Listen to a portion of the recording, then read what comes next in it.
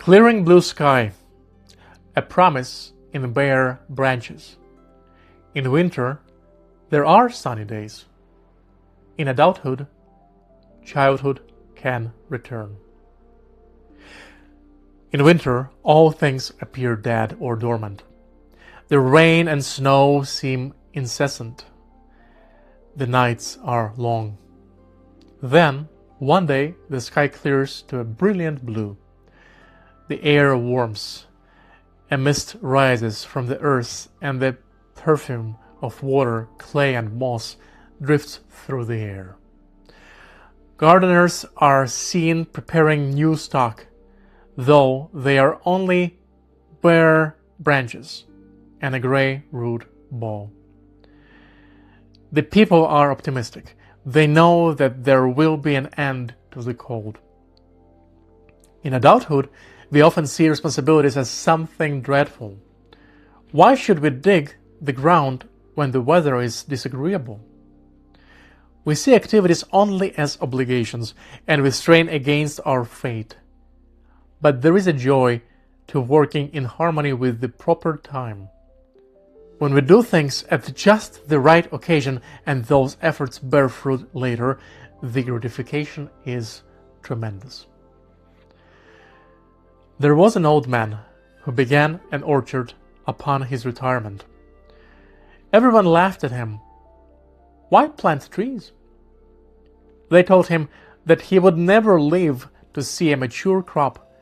Undaunted, he planted away, and he has seen them blossom, and he has eaten their fruit. We all need that type of optimism.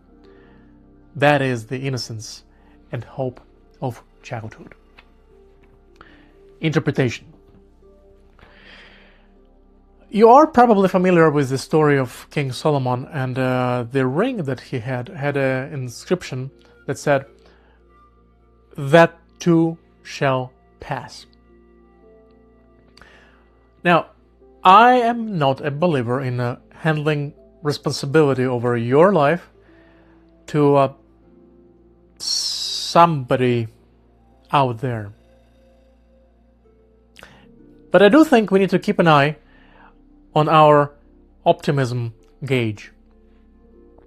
You know, in the cars we have the gauge that tells us how much fuel is left, how warm the engine is, how fast it's running. Trucks at least used to have this green area in the tachometer showing the most optimal and fuel efficient zone for the engine to spin at. So, and we, as humans, must make sure that our optimism runs somewhere in that green zone. We need to know how our body, how our brain tends to think, to operate throughout the day, and then try to live in some form of balance that would allow us to sense when the gauge feels low. In those times, we don't overindulge ourselves in negative thinking or counterproductive thinking and behavior. But I guess similarly, when the gauge is too high, when we feel too optimistic, we need to capitalize on that, of course. We need to capitalize on that sense of flow, but while being conscious about risks we take in the process. For music preparation, I found a framework of thinking that worked for me when I was growing up.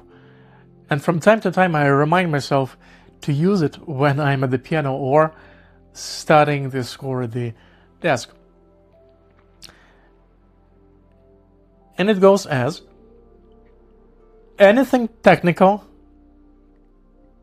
can be overcome with time and the right kind of effort. Right kind and consistent effort. You may be facing a really challenging piece or a really challenging section within that piece, but if it is your goal or aspiration to, or it's your identity to have that prepared and maybe even presented in public,